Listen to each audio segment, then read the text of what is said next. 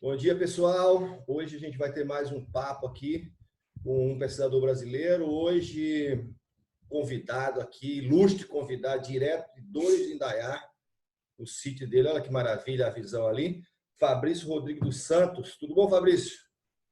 Tudo bom, Salve. Bom dia para você. Como é que estão as coisas aí nesse paraíso? Pois é, eu estou aqui em quarentena, porque eu vim do exterior, né, há pouco tempo. Em quarentena aqui na Serra da Saudade, na margem aí, na beira do Rio do Indaiá, que vocês estão vendo aí ao fundo, em Minas Gerais, Centro-Oeste Mineiro. Aí hoje é sábado, é mais contraído. Eu estou sem café, mas com cerveja. O Fabrício está com a cachaçinha dele lá. E Aleluia. vou apresentar o Fabrício aqui para quem não conhece. O Fabrício é professor titular da UFMG, biólogo, geneticista. Teu doutorado é em bioquímica, né, Fabrício? Eu fiz doutorado em bioquímica e imunologia, né, mas na área mais específica de biologia molecular. Tem pós-doutorado aí pela University of Oxford, no Reino Unido, e isso em 97, né? Em 2008 ele também trabalhou na National Geographic Society e na University of Pennsylvania, nos Estados Unidos. É professor residente do Instituto de Estudos Avançados da UFMG, que é um instituto bem legal, multidisciplinar, e membro do Comitê Assessor de Genética do CNPq entre 2012 e 2015, também foi presidente da Sociedade Brasileira de Genética, né? É membro da Academia Ibero-Americana de Biologia Evolutiva e estava aí, cortou-se esse período aí, né, como professor visitante na Universidade de San Martín de Porres, em Lima, no Peru. Você teve que voltar correndo de lá. Então, o Fabrício trabalha com muita coisa, né? Coordena pesquisas nacionais, internacionais. Você ainda está como curador do museu lá de BH, Fabrício? Sim, eu fui diretor, né, 4 anos até em junho de 2019, mas eu continuo lá membro do Conselho Técnico Científico e curador da coleção de células, tecidos e DNA. Joia. Então, atua em história natural e evolução biológica, utiliza o DNA para fazer análise genética populacional, filogeografia, geologia, filogenias aplicadas, trabalha muito com diversidade, com a evolução humana, é um dos maiores pesquisadores nessa área. E, Fabrício, brigadão para estar atrapalhando a tua quarentena aí, né? Mas eu vou te perguntar, eu vou inverter aqui, que a gente tinha combinado, vou inverter aqui. Eu sempre peço para se apresentar um pouco da tua trajetória, mas eu vou começar perguntando, principalmente nesse momento que a gente está, com toda essa tua carreira, tanto no Brasil quanto fora, e mais a situação que a gente tinha de um negacionismo científico crescente no mundo todo. Qual a importância da ciência para a sociedade e qual foi a importância da ciência na tua vida particularmente? Ciência é realmente a nossa guia de raciocínio para lidar com os problemas da realidade, né? Eu posso dar um exemplo de tudo que tem guiado, por exemplo, agora o governo do Peru, né? Eu estava lá até dia 20 de março, eu estava lá como professor visitante na Faculdade de Medicina na Universidade de San Martín de Porres, né? E o governo, o presidente, criou um comitê científico para lidar com a situação, né? Seguiu à risca todas as recomendações da Organização Mundial de Saúde, já declarou estado de emergência no dia 13 de março. No dia 16 de março foi quarentena intensiva. É o país que tem a quarentena nacional decretada por um presidente desde o dia 16 de março, né?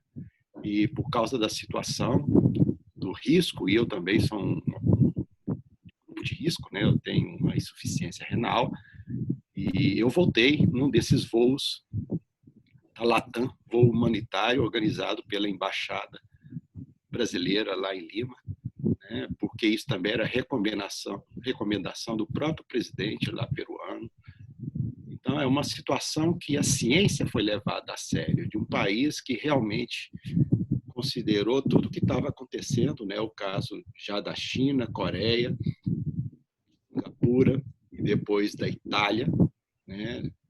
Eles consideraram que realmente o levantamento epidemiológico feito, a ciência toda por trás da contenção do vírus, que é a nossa única opção cientificamente razoável até o momento, é a quarentena, né? O que a gente sabe que realmente, eficazmente detém esse vírus, né? E é uma questão de biologia evolutiva, que é a minha área de pesquisa.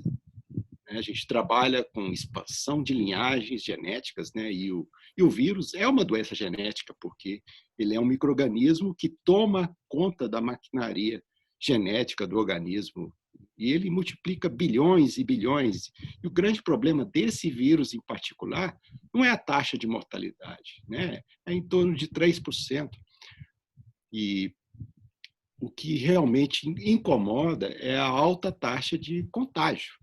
É como, na dinâmica evolutiva desse vírus, ele se distribuiu rapidamente e foi decretada 11 de março, talvez um pouco atrasado, porque o pessoal sempre tenta ser otimista, né?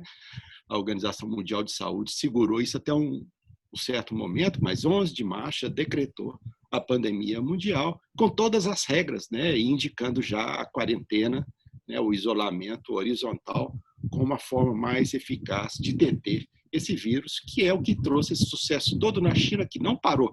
Em alguns lugares eles estão relaxando, mas estão em vigilância dia a dia, na rotina, né, monitorando com testes, que é o que a gente não tem no Brasil, que infelizmente, por causa dessa doutrina anticientífica que a gente está vivenciando, né, o governo até esse momento não incentivou, né, do ponto de vista financeiro, do ponto de vista político, do ponto de vista de trâmites de importação, para propiciar que as universidades têm toda a infraestrutura, equipamentos. No nosso laboratório, nós temos um equipamento que faz 384 testes a cada 2 horas, no mínimo.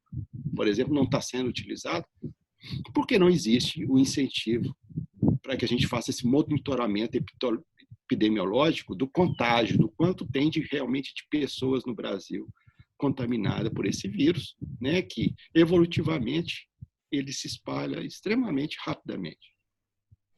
Isso é legal, porque... Legal não, né? Não a situação, mas eu acho que a sociedade está começando a ver a mobilização das universidades e a importância das universidades nesse momento, né? Várias universidades, a UFMG montou um centro Uma rede de acompanhamento ali, está fazendo testes, eu acho que ele já deve estar fazendo testes. Aqui também na UFPB o pessoal vai começar a fazer teste, a Química está produzindo álcool gel para distribuir, ou seja, as universidades estão fazendo, por mais que elas sejam, vamos dizer assim, xingadas diariamente, elas estão fazendo o trabalho que os órgãos competentes não estão fazendo, né? E deixa eu te perguntar, Fabrício, e me fala o seguinte, outra coisa que a gente comentar, que tu comentou, que é um problema biológico, eu estou com isso na cabeça, para um biólogo evolutivo, olhar essa conquista de nicho do vírus é um experimento em tempo real, né? Como é que você vê isso? Dá para modelar isso aí? Para as pessoas que não acompanham a ciência, né, parece que é algo assim inusitado, mas era tudo previsto, né? A gente já tinha visto 2 surtos de coronavírus, né, do MERS, do SARS, aí no passado, na China, no Oriente Médio. Então, era previsível acontecer. Nos anteriores, mataram só 700 pessoas, mas foram 700 mortes que foram contidas por quarentenas como essa, né? São quarentenas localizadas, que não virou uma pandemia, justamente porque foram tomadas as medidas, né? Nesses outros 2 casos, eram mais mortais do que o atual COVID-2, né? E as pessoas não veem isso porque elas não participaram dessa realidade, porque elas não acompanharam isso por mais de 10 anos atrás, né? Foram epidemias localizadas que poderiam ter virado pandemias, e eu tenho absoluta certeza que se essa transferência dessas zoonoses, né, que também vieram de morcegos, por exemplo, de outros animais, para a espécie humana, porque eles se adaptam, é um processo evolutivo de adaptação, seleção natural, a um novo hospedeiro, né? Um novo hospedeiro muito mais interessante, porque são bilhões de pessoas da nossa espécie no mundo inteiro, né? Então, esse nicho novo que eles alcançaram, né, foi contido nessas outras duas epidemias de mais de uma década atrás. Mas agora não. Agora, porque ela era um coronavírus que, a princípio, a própria China achou, não, é de baixa mortalidade, a gente vai conseguir conter, só que eles não sabiam o quanto ele estava adaptado ao organismo humano, ao contágio entre pessoas, que isso, pela seleção natural, né, isso é o que conta, né, o quanto ele reproduz, o quanto ele multiplica, o quanto ele se dá bem. Isso é o processo adaptativo, né? Então, adaptativamente, ele é muito eficiente, porque ele não mata tanto, né? Ele contagia muito, então inúmeras cópias estão aí no indivíduo, inúmeros indivíduos, né? Já superou 1 milhão de contagiados no mundo inteiro, já faz tempo. Isso é o número oficial, mas é muito mais do que isso, obviamente. Mais, né? Muito mais. Então, é a evolução como a gente conhece, como a ciência reconhece e que sempre alertou, né? E que vários outros escritores, né, de ficção científica utilizaram isso nos livros, nos filmes, né, e usam a China como matriz. Por quê? Porque a China é onde é superpovoado, onde tem mais gente no mundo, é onde isso é mais provável de ocorrer, onde disseminaram as matas, os ambientes naturais, estão o tempo inteiro aí em contato, né, e a gente está começando aqui com a Amazônia, né? Então, tem um estoque enorme de zoonoses aí nesses ambientes pristinos, desses ambientes que ainda estão intocados, e que quanto mais a gente tiver garimpeiros lá no meio, tiver pessoas invadindo a floresta, desequilibrando isso, mais vai aparecer, né, esse tipo de zoonose, de vírus ou até bactérias, né, se adaptando aí. E a gente não poderia estar surpreso, né? Isso aconteceu com a AIDS, gente. A AIDS é uma zoonose. Em 4 momentos diferentes, o HIV passou de macacos ou chimpanzés ou macacos verdes aí para a nossa espécie, que é muito mais provável acontecer, por exemplo, entre primatas para nós, porque os vírus já têm uma pré-adaptação para primata, né? Nós somos primatas. E nesse outro caso do coronavírus, é uma adaptação mais complicada, né? Mas a gente pode ver também o vírus da gripe, influenza, né? O que está acontecendo aí. É sempre um vírus que se adapta ao humano, mas ao mesmo tempo ele consegue infectar também porcos e patos, e aí nesses vários hospedeiros recombinam cepas diferentes. Em algum momento, como aconteceu em 2009, lá na Califórnia, nos Estados Unidos, apareceu uma cepa recombinante, né, nos suínos, e aí a gente chama isso de gripe suína, é o H1N1, que é a mesma variedade do vírus lá da gripe espanhola, lá do início do século XX. Então, essas coisas aparecem, reaparecem, justamente por causa desse contato humano, animais domésticos, animais silvestres, vários produtos recombinantes, novas variedades e, em algum momento, um vírus altamente adaptado à nossa espécie, né, e com alguma letalidade, que é o caso do coronavírus. É legal que você ter tocado nessa parte da conservação aí da Amazônia, essa coisa toda, porque muita gente acha que é só tem que manter lá e não consegue perceber que à medida que você vai invadindo novas fronteiras, você vai entrando em contato com coisas que você não tinha, né? E esses vírus, essas novas bactérias vão contaminando. Eu vi um estudo recente que degelamento das calotas polares tem um monte de micro-organismos que estava preso ali que vão começar a voltar a circular, né?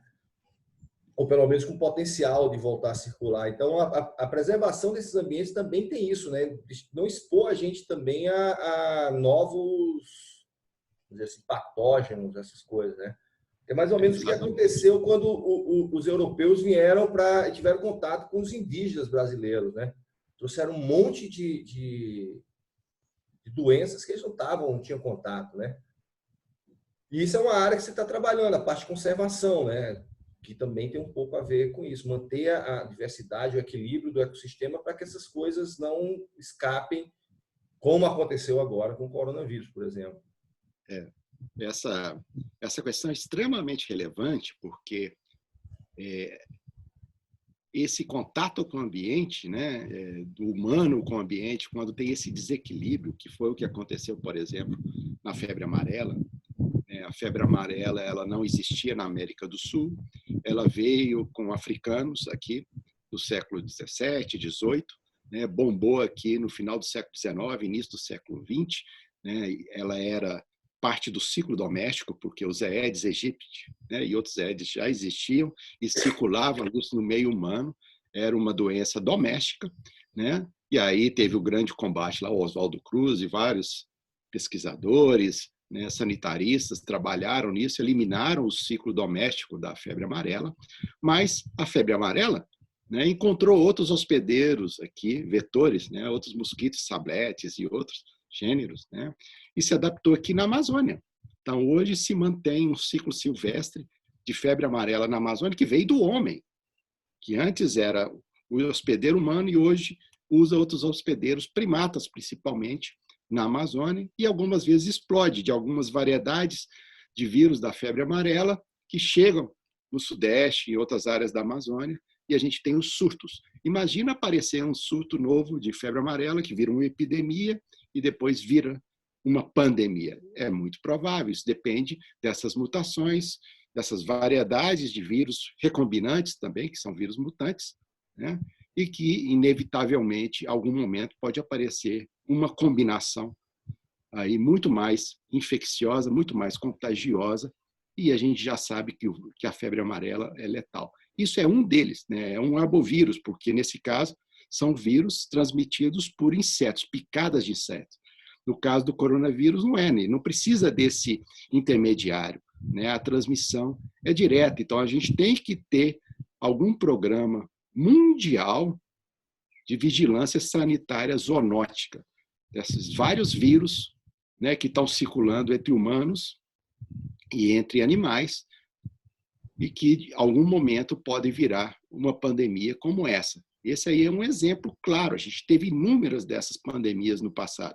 Só que agora a gente tem a primeira, talvez, grande pandemia nessa área tecnológica altamente avançada nossa, né, que com toda essa tecnologia a gente ainda não sabe direito como funciona o vírus, como exatamente a gente trata, e não existe uma vacina real nesse exato momento que vai conter esse vírus, né? A gente espera que com toda essa contribuição de cientistas no mundo inteiro, né, esse esforço voluntário de uma quantidade enorme de pessoas no Brasil, no mundo inteiro, né, para tentar solucionar, né, trazer uma solução para esse grande problema. Ô Fabrício, então aproveitando essa que você está falando, esse esforço mundial, você acha que a ciência vai sair mais forte desse episódio ou não? Ou você é um pessimista?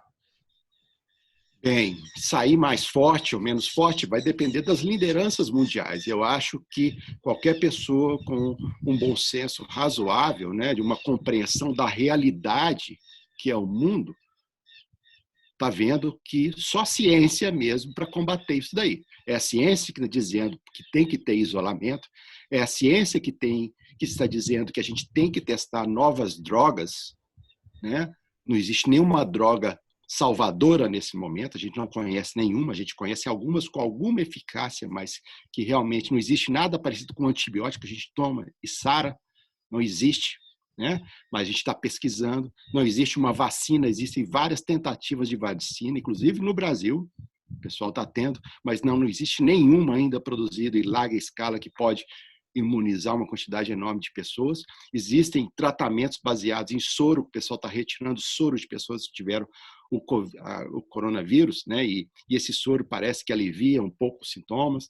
Então, a gente sabe de alguns tratamentos, mas não existe nenhuma panaceia, nenhum medicamento realmente efetivo nesse momento, mas existe muita pesquisa, né? E é o que a gente está fazendo, é um esforço mundial. Eu acho que, depois disso, quando passar qualquer governo, acho que tem que ser combatido, qualquer anticientífico, anti-educação, tem que ser combatido ferozmente pela sociedade, porque não dá para ter governos que neguem, que sejam negacionistas de toda essa realidade que a ciência mostra. Isso é verdade, né? E quem está levando mais a sério é que está saindo na frente, como você falou aí do Peru, né? o pessoal que fez um trabalho baseado nas ideias, nas proposições científicas, estão tendo resultados melhores, né?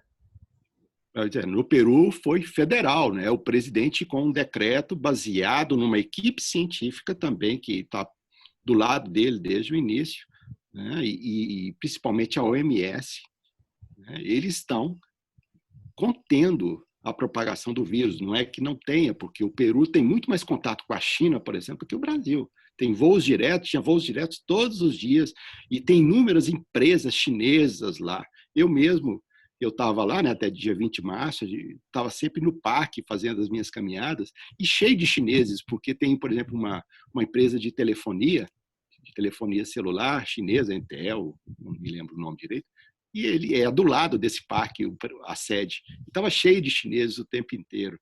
E ali eles notificaram, né, a presença do vírus, mas sabiam já, o presidente já no primeiro discurso já disse, a gente sabe que esse não foi o primeiro, que já tinha mais infectados por aqui, né, e a gente sabe no nosso problema do limite, mas mesmo com todos os limites financeiros, que é um país muito mais pobre que o Brasil, né, eles há 2 semanas lançaram um mega pacote econômico, social, de ajuda econômica social para todo mundo que realmente precisa. Né? E mesmo os bancos, a ajuda financeira para banco estava condicionada a essa ajuda social. Né? Não era uma ajuda para não deixar o banco falir, era uma ajuda para levar, para combater, né, nessa guerra contra o vírus. É uma guerra social. Isso é importante, né? Porque tem muita gente, não posso trabalhar, eu tenho que trabalhar. É que tu tá isolado aí no sítio, mas quem está na cidade está começando a ver que o fluxo de gente na cidade já está começando a voltar ao normal. Tem muita gente aqui, amigo meu me ligou dizendo, cara, tá cheia a praia. E no Rio, São Paulo, então, e eu acho que muito disso se deve a essa, vamos dizer, dupla via de informação, né? A ciência vai dizendo uma coisa e aí você tem órgãos, vamos dizer assim, que deviam estar acompanhando a ciência, dizendo outra coisa e você fica ali no meio. Principalmente, a gente tem uma sociedade que não é educada cientificamente, né? Então, não entende muito bem o método científico, porque uma hora aí fica, mas diz que uma hora a cloroquina funciona, outra hora funciona, outra hora não funciona, e parece que a ciência é aquela pessoa que não sabe de nada e fica opinando, né? Então, eu fico muito... Eu tô meio otimista e pessimista com isso, como a ciência vai sair. Eu acho que as universidades vão sair um pouco mais forte, mas eu acho que, pelo que eu estou vendo, a ciência vai sair um pouco enfraquecida, justamente por essa falta de educação científica, de não saber que a ciência trabalha com a dúvida e não com a certeza. Eu acho que o grande problema é que as pessoas, a sociedade personifica muito as coisas. A ciência não sou eu, não é você, não é um indivíduo falando, né? Por isso que existem instituições. A Organização Mundial de Saúde não é o diretor atual. A Organização Mundial de Saúde são inúmeros cientistas no mundo inteiro. Uma corrente, são milhões de pessoas, né, trazendo a evidência para confrontar esse problema, mostrando a realidade da coisa. Né? A ciência realmente é o caminho da dúvida, não é da certeza. Nunca foi da certeza. Não é certeza absoluta, mas é a nossa melhor aproximação da realidade, né, que nos trouxe até aqui, com toda essa tecnologia que tem, que é o produto da ciência. Né? Com todo esse conhecimento que a gente tem nas universidades. Então, a ciência não é uma pessoa falando, não é o tal cientista que chegou lá no Roda Viva, ou chegou lá na TV Cultura, chegou lá na Bandeirantes, falando isso. Né? A gente viu aí um pronunciamento irresponsável de um médico, né, na Bandeirantes, fazendo acusações de uma área que não tem a mínima ideia do que é. Era a mesma coisa que eu chegar agora e começar a falar aqui para vocês como é que deve se fazer o tratamento nos hospitais. Eu não sou médico, eu entendo de biologia evolutiva, eu posso falar de epidemiologia, da dispersão do vírus, da origem dele no mundo inteiro, porque isso é minha competência científica e eu vou citar todas as fontes científicas disso. Eu não vou dar minha opinião, eu vou remeter à fonte científica. tá? As publicações, aos vários órgãos e instituições que têm essa competência. Eu não vou ficar usando o meu nome, não é uma questão de opinião. As pessoas têm que passar a entender isso. Não é o cientista que conta. A ciência é muito mais que o cientista. Isso, agora eu vou puxar, vamos sair um pouco da Zika não, do coronavírus, e aí depois continuar na ciência aí, e eu vou entrar mais na tua área, eu acho que uma das tuas áreas, né? Que é a parte de evolução humana, que também socialmente isso deve gerar uma polêmica danada. Me conta aí como é que são os teus estudos, o que é que tu está estudando de evolução humana. Queria que você falasse um pouco dessa tua experiência com o projeto genográfico, que eu acho maravilhoso de conhecer, mapear as populações nativas, principalmente o teu encargo foi mais América do Sul. Me fala um pouco desse teu trabalho mais voltado para a evolução humana. Evolução humana, muita gente pensa a princípio, né, que é só lidar com fóssil, né?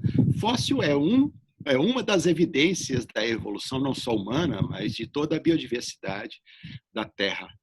Mas a gente trabalha com genética o tempo inteiro, né, elucidando as histórias genéticas desses organismos. Essa história a gente volta milhões de anos do passado, até 4 bilhões de anos, como você sabe aí, né, da origem inicial da vida, que é a sua área de atuação. Na minha área de atuação, né, evolução humana, a gente está falando aqui de populações, né, que evoluíram aí nos últimos 6 milhões de anos, que é o tempo que separou da linhagem que deu origem aos chimpanzés. Então, a gente está separado, né, a nossa linhagem, não a nossa espécie, a nossa linhagem em si, a linhagem humana, dos chimpanzés há 6 milhões de anos, e meu ponto de pesquisa principal é a evolução humana como espécie, né, das populações humanas, como elas ocuparam todos os continentes, e principalmente o continente americano. Então, a origem dos humanos nas Américas, né, que foi tema de trabalho desde o meu doutorado, que eu comecei em 1991 na UFMG, né, e depois ampliei nos meus 2 pós-doutorados, como você falou aí, em Oxford, em 97, 98, e depois na Universidade da Pensilvânia e pela National Geographic, dentro do projeto genográfico que você mencionou, né, que justamente a gente tenta, com análises genéticas, né, em analogia, por exemplo, que a gente tem em teste de paternidade, que a gente tenta buscar o real pai, né, na história evolutiva que a gente trabalha com a genética, a gente tenta buscar os pais e mães ancestrais dos vários povos indígenas, por exemplo, americanos, e tentar, em base a isso, traçar as rotas de migração, os tempos que ocorreram a ocupação de vários pontos, por exemplo, da América do Sul, os Andes, a costa do Pacífico, costa do Atlântico, Mata Atlântica, Cerrado, os vários ambientes, como teve esses processos adaptativos.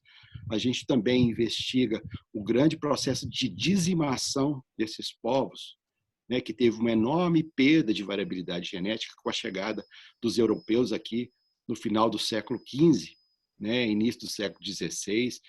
Foi uma perda enorme de variabilidade genética, porque inúmeras pessoas morreram, que, como você falou, eram povos que tinham vindo para as Américas aí, talvez 18 mil anos atrás, e permaneceram isolados durante esse tempo todo, né, com um sistema imune respondendo só às doenças daqui. Era doença de Chagas, tinha uma malária também, a malária benigna, né, que é da Amazônia, tinha algumas outras doenças daqui, mas isso era o que o sistema imune deles estava respondendo.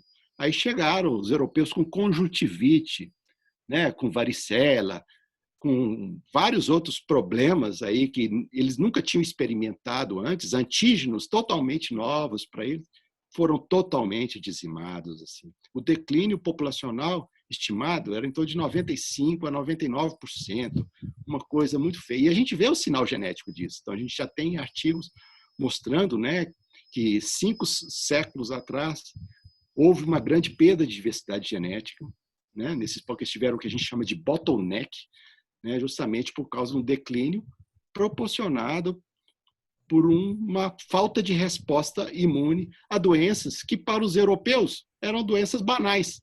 Né? Morrer de conjuntivite? Como? Né?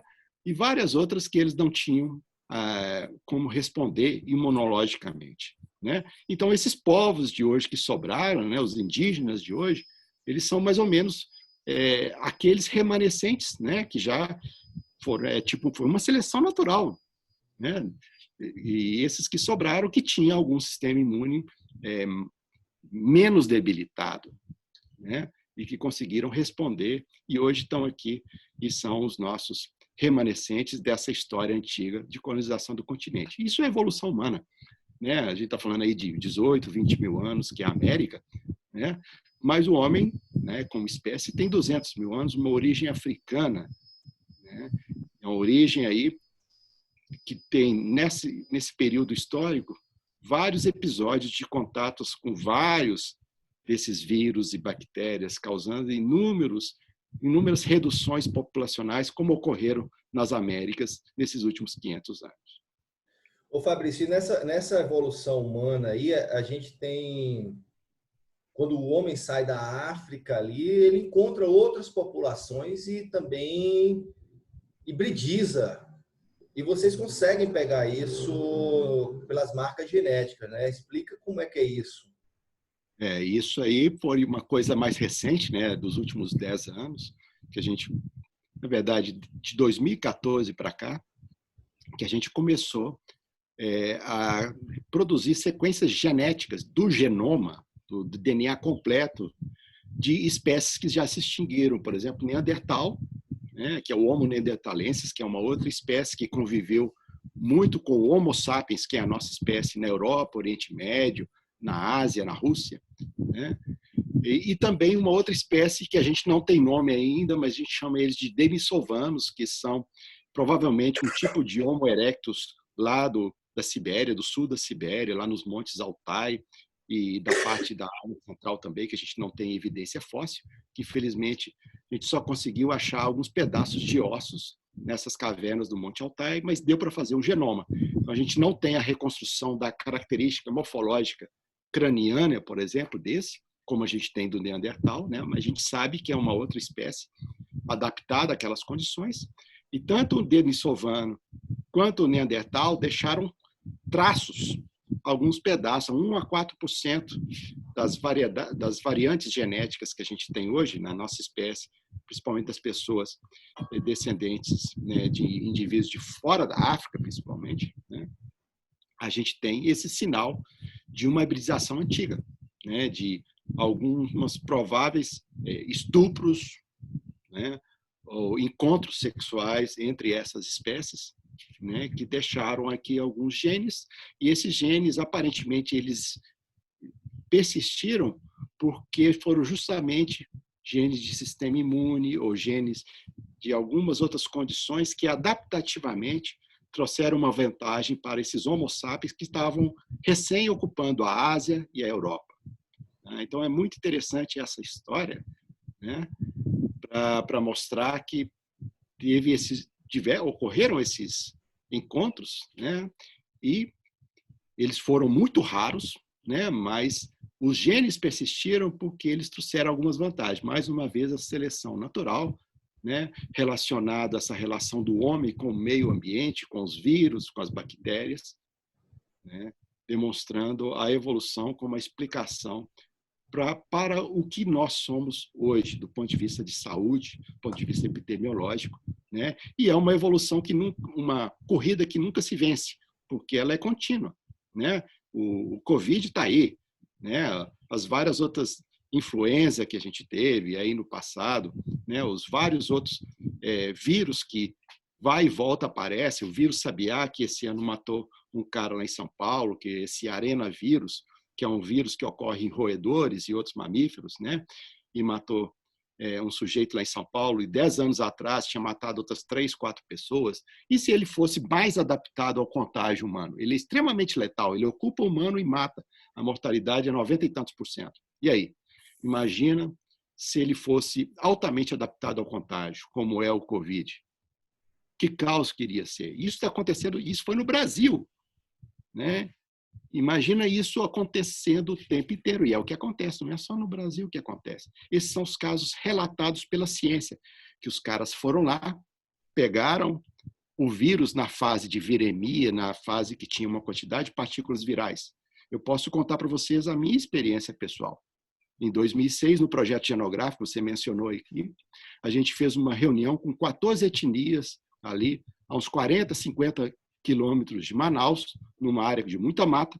Nós fizemos uma cerimônia ecumênica indígena, né, com várias crenças indígenas ali numa oca, com Yanomamis, com Guaranis, com tucanos, com taptarianos, né, vários xamãs, né?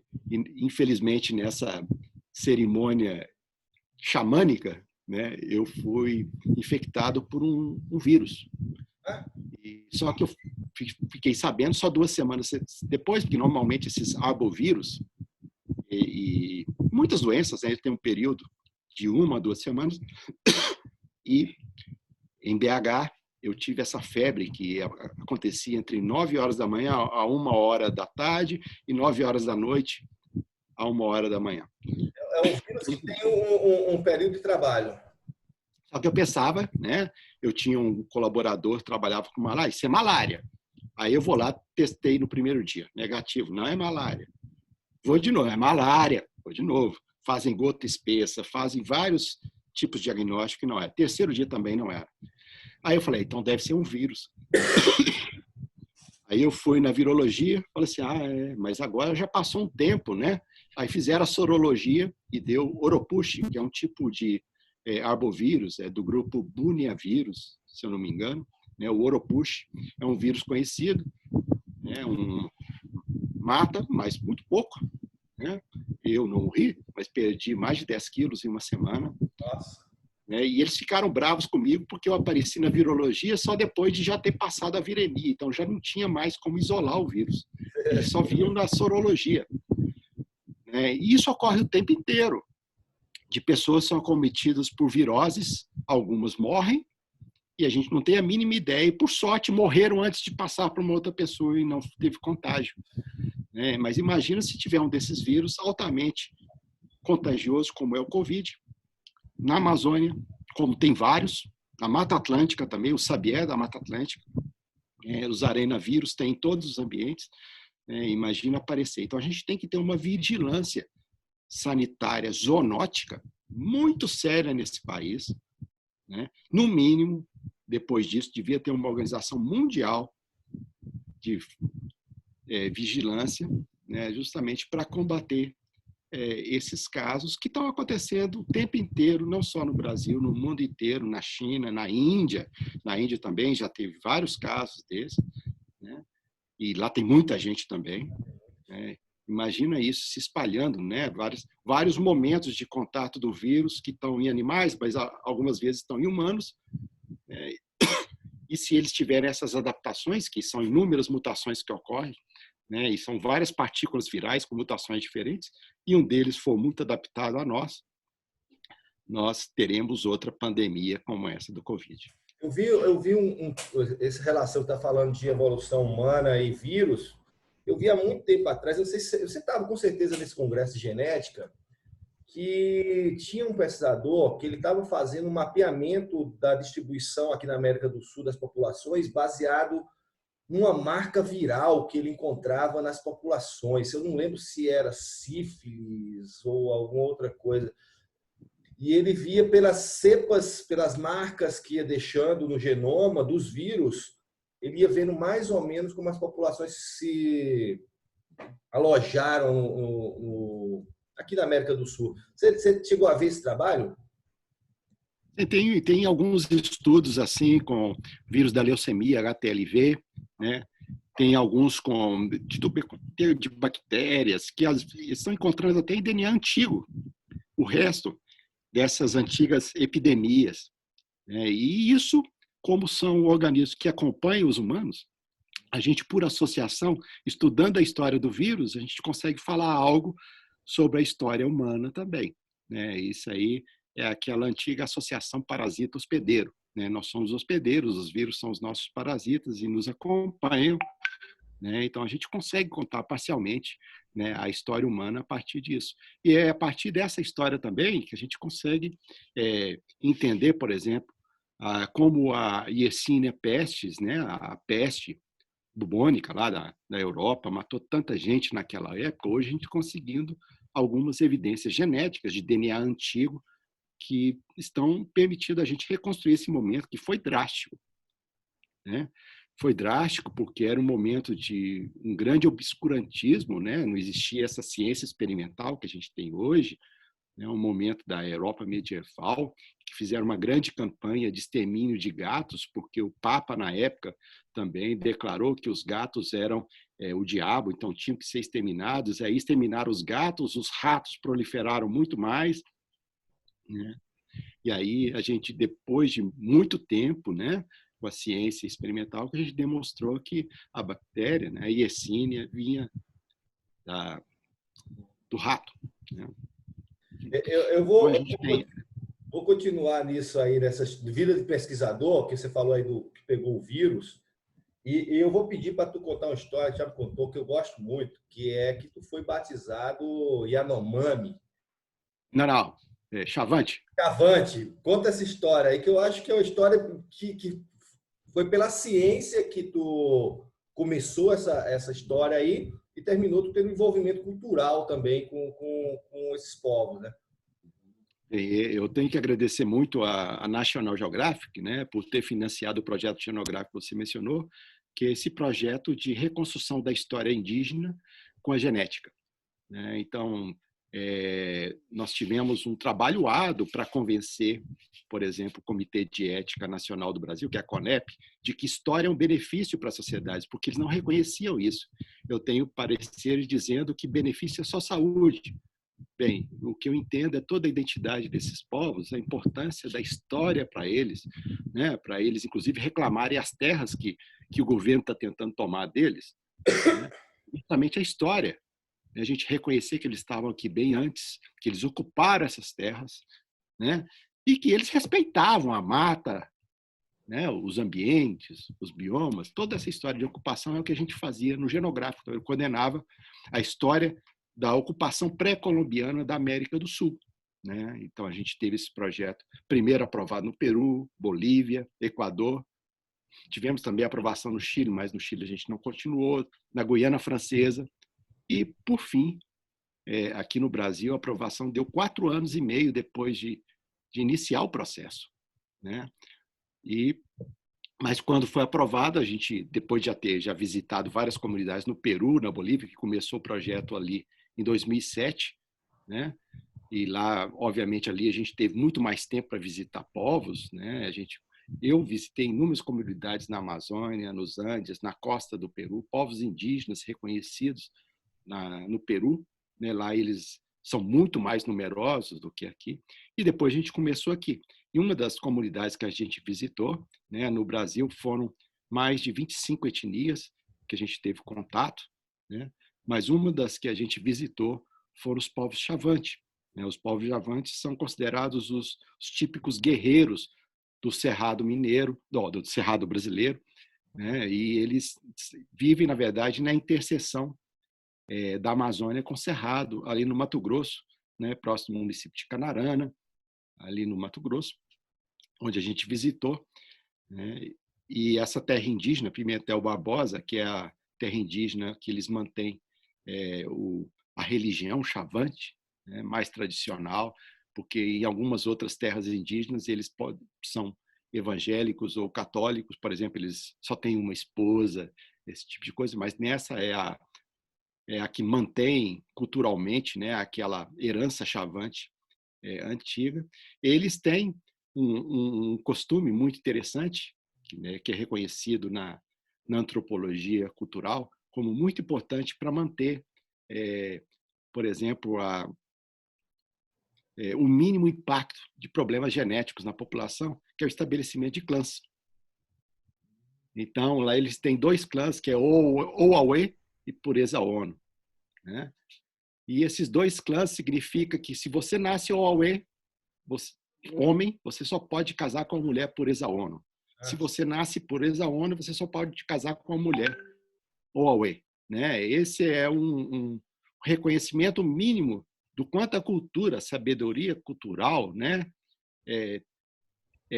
foi acumulada no processo como uma forma de diminuir a endogamia, dessas populações. É claro que não é totalmente efetiva, mas é alguma coisa eficaz, né? E quando eu fui batizado, como você falou ali, eu fui batizado OAUE. Outros colegas lá da expedição, tinha um antropólogo e outros 2 biólogos, né? Eles foram, um comigo, né, que era o Sandoval, que era o meu estudante de doutorado na época, foi OAUE, e os outros 2 eram pureza ONU, né, por exemplo. Então, a gente teve uma cerimônia de batismo, não era nada turístico, era uma coisa, simplesmente estávamos lá no momento que eles estavam fazendo esse ritual, porque existem vários batismos, Chavante, né?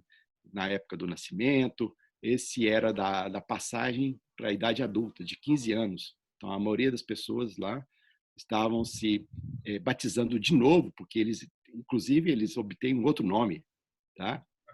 E nós entramos no meio dessa cerimônia, fomos convidados, né? Não pedimos para fazer parte, aceitamos com muita honra, né? Tivemos que fazer uma oferta, inclusive tivemos que comprar carne para a festa, fizeram um punhado de coisas lá indígenas, uma cerimônia de 24 horas de dança e festa. Então, isso foi uma forma de vivenciar realmente uma cultura que muitas pessoas não respeitam. As pessoas não entendem como é que podem ter uma religião assim, que olham para o céu, né, e falam lá da constelação da Ema, a constelação disso, daquilo, né, na sua perspectiva, e não entendem como eles podem ter algo que é diferente. É claro, todos nós tivemos um passado cultural diferente. Os indígenas tiveram a sua maneira de interpretar o céu, né, quando começava inverno, verão, as várias perspectivas culturais que propiciaram a eles adaptações para viver nesse ambiente, principalmente cerrado, né? E hoje eles estão perto da Amazônia justamente porque eles correram dos portugueses, que estavam vindo justamente da costa, né? Tudo indica que os Chavantes antes estavam em Minas Gerais.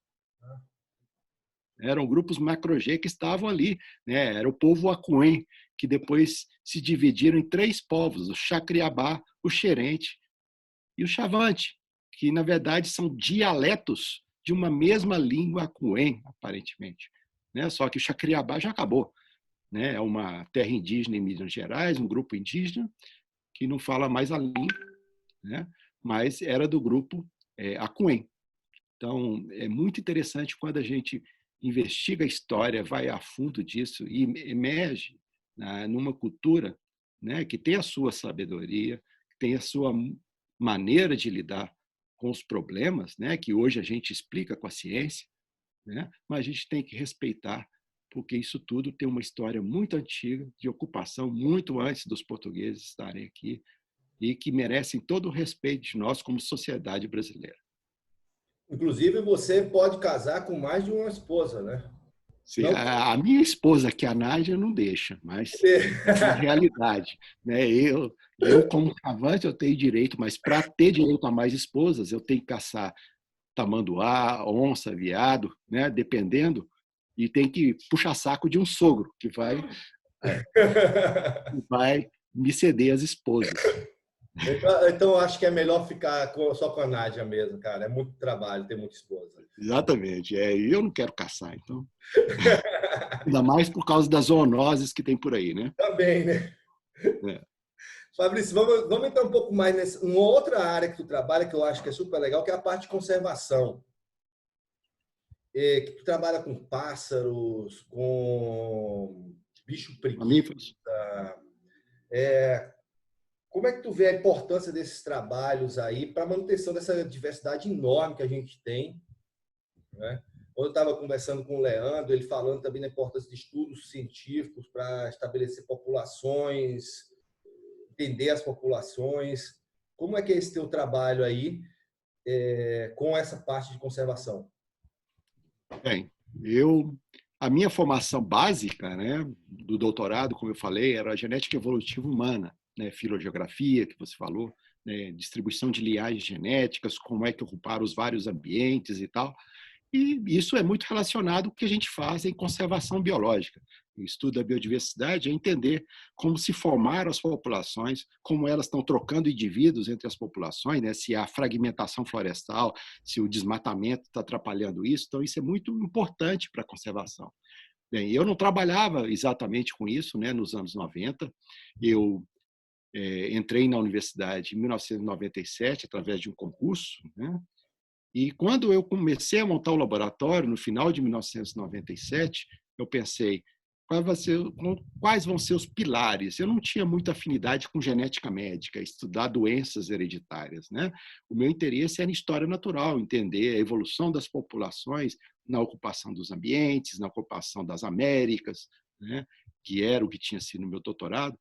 E eu pensava, o mais afim que eu tinha era trabalhar com história natural também, de espécies ameaçadas, de espécies da fauna, né?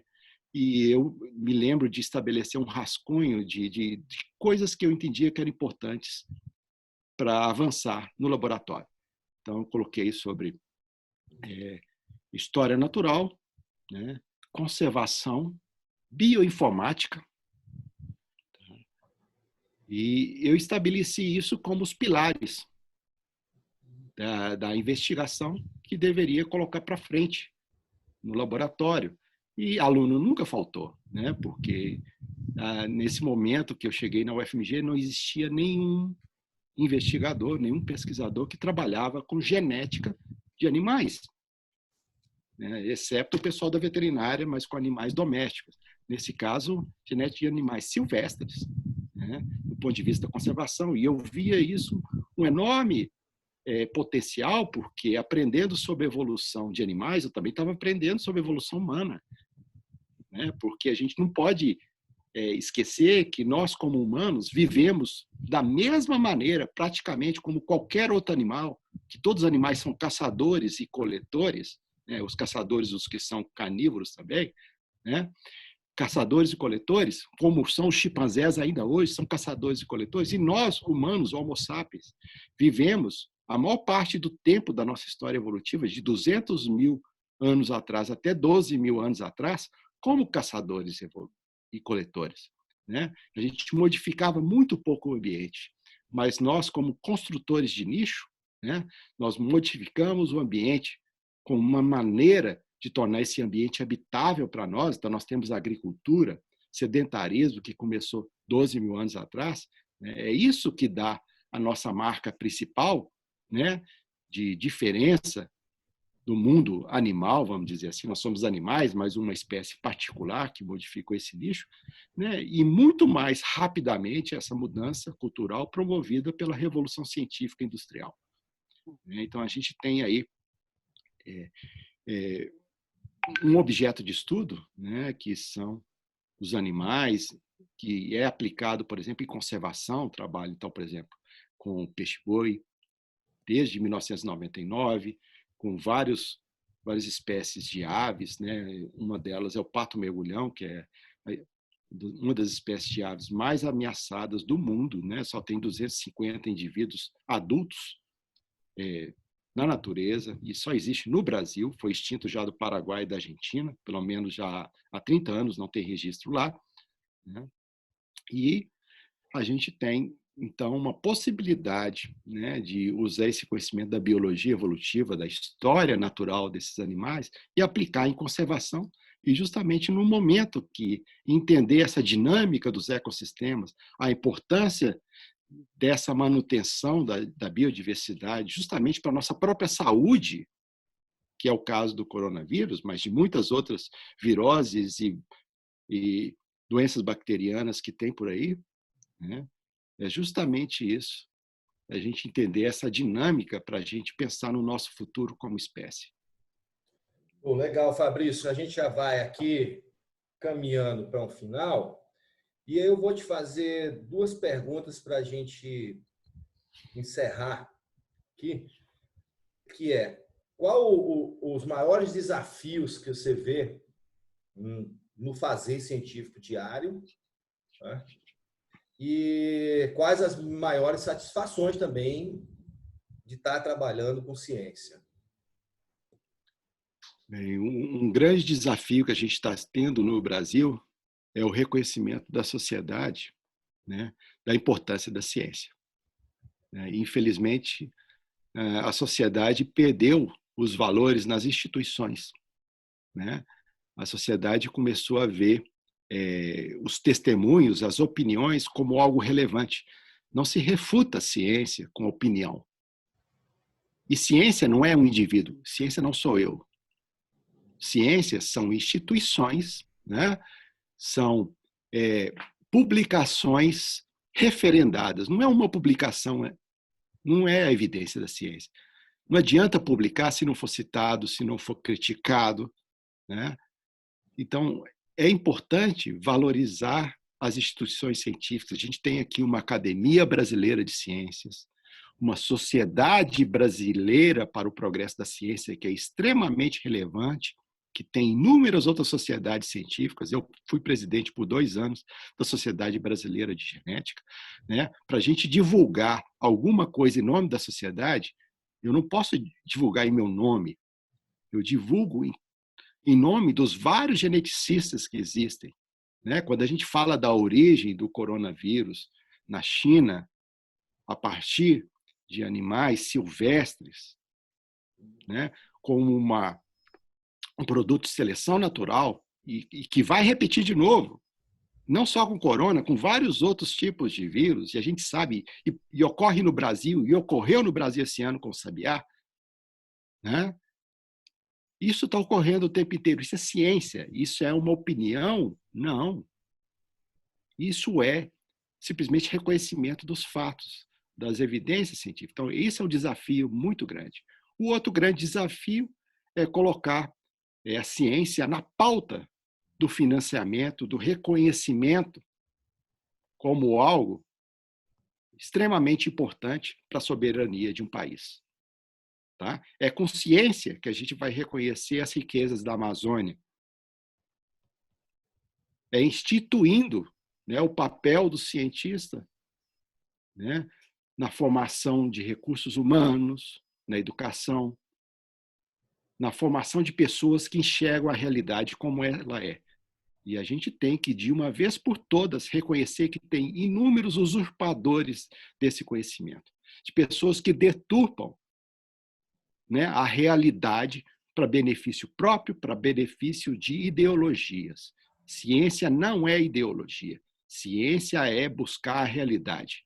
E a gente só consegue buscar a realidade com autocrítica, com crítica em relação aos outros, com crítica em relação aos experimentos, às evidências, com a dúvida. É assim que funciona a ciência. E é com a ciência que a gente chegou nesse mundo que a gente está hoje, com toda a tecnologia, né? Então, esse é o segundo grande desafio, né? O reconhecimento institucional. Eu não acredito, realmente, que nenhum país vai para frente negando a ciência. E as satisfações de trabalhar com ciência? Isso a gente tem aos montes, né? A gente tem os vários alunos que a gente forma no dia a dia. Você foi meu estudante, né? Aluno lá de evolução na pós-graduação, lá na UFMG, muitos anos atrás. Então, você está fazendo o seu papel aqui. Então, isso é uma grande satisfação, né? Várias pessoas que eu conheci como alunos, né, que chegaram com um livro obscurantista assim, para a gente, né, na época como estudante, mas ele acolheu a crítica e depois veio falar, realmente, professor, aquilo é uma deturpação da ciência. Pois é. Então, você lembre que tem opiniões e existem evidências, né? Muita gente com opinião não tem um mínimo de reconhecimento no meio científico, porque se você tem uma opinião baseada em ideologia, isso não vai para frente, porque na ciência, nada contraditório nesse nível, que não pode ser reproduzido, que não é realmente evidência, é uma mera especulação, isso não vai para frente, né? Eu espero também que os outros cursos que não têm uma base científica, por exemplo, medicina, enfermagem, que eles aprendam a entender um pouco mais de ciência, né? Gostaria muito de ver a reformulação desses currículos para que esses cursos, como muitos cursos de medicina, enfermagem e outras áreas de saúde na Europa e nos Estados Unidos, tenham o curso, a disciplina de evolução biológica, né? As pessoas não têm ideia. Tem colegas farmacêuticos que perguntam, então o Darwin estava certo. Poxa, tudo que a gente faz em biologia é um fenômeno biológico explicado pela biologia evolutiva. toda a variação molecular de proteínas, todos os fenômenos fisiológicos, bioquímicos, eles são explicados pela biologia evolutiva. Gente, tudo em farmacologia é biologia evolutiva.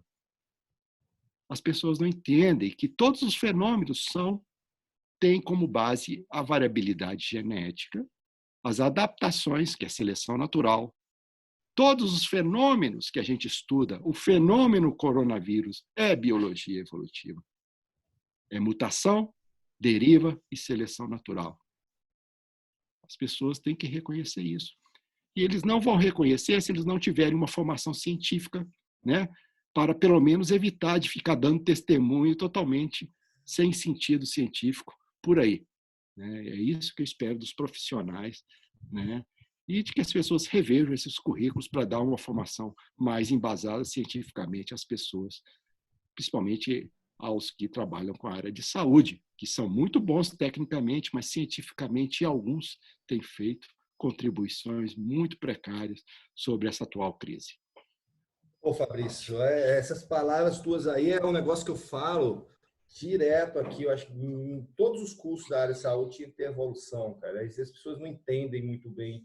Acha que evolução é uma disciplinazinha ali da biologia que eu faço e acabou, e ela não fala nada sobre o mundo, né?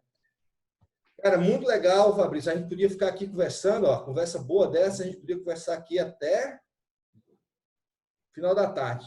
Renovar uma cerveja, você já está com a sua cachaçinha aí, mas eu vou deixar você agora almoçar, né, que já está na hora. Fabrício, muito obrigado aí, se cuida aí, manda um beijão para a Nádia, para o Otto também, e valeu demais, cara. Muito obrigado a oportunidade, parabéns aí por essa iniciativa. Realmente, né, a gente está nas sombras, né, um obscurantismo imenso de negação das ciências em pleno século XXI. Né? A gente precisa de mais pessoas lúcidas, né, que tragam a discussão, o debate com evidência e não com opinião. Valeu, Fabrício. Abração, meu querido.